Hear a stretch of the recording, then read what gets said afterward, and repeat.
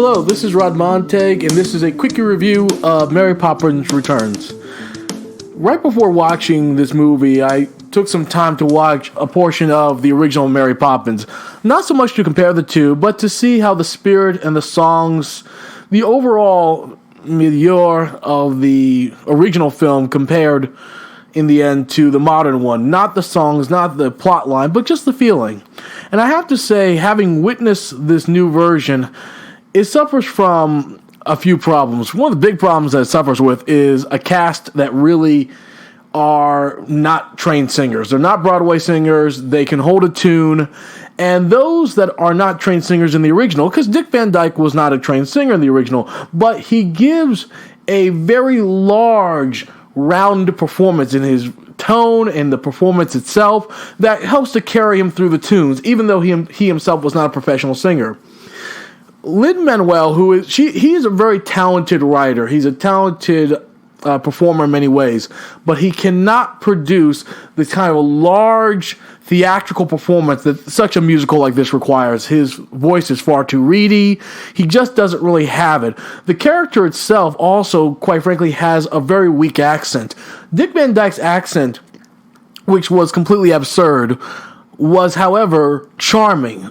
Lin-Manuel's is not charming. It's reedy. It sounds very forced. It sounds fake in a way that doesn't have any of the charm. There's also a number of these kind of almost stunt cameo performances with Colin Firth and Meryl Streep, which are put into the film that just don't really add any charm to it, okay? I know they're meant to, and there is the potential to do that, but the songs have to be strong. For example, the original movie, of course, had Edwin, who was a larger-than-life performer. He was a vaudevillian, and Lord knows he was not a singer, but his performance was something that had charm and you embraced.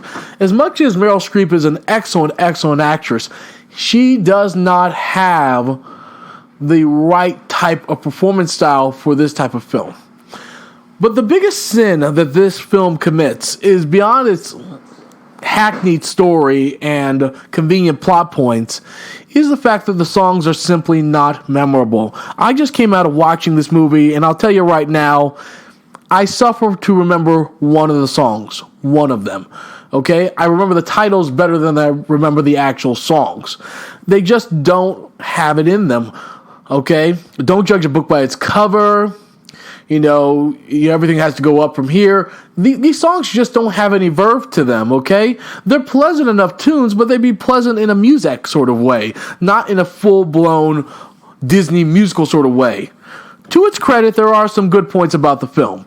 Rob Marshall's direction is competent, but he seems to veil all of London through this kind of gauze that even the bright colors seem somewhat muted in a way that they are not meant to be. The musical numbers with the hand-drawn animation is probably the largest part and best portion of the film, okay? There was a lot of energy and verve, but even there, the songs were simply not memorable. You didn't walk away singing them. You didn't want to walk away with the pep.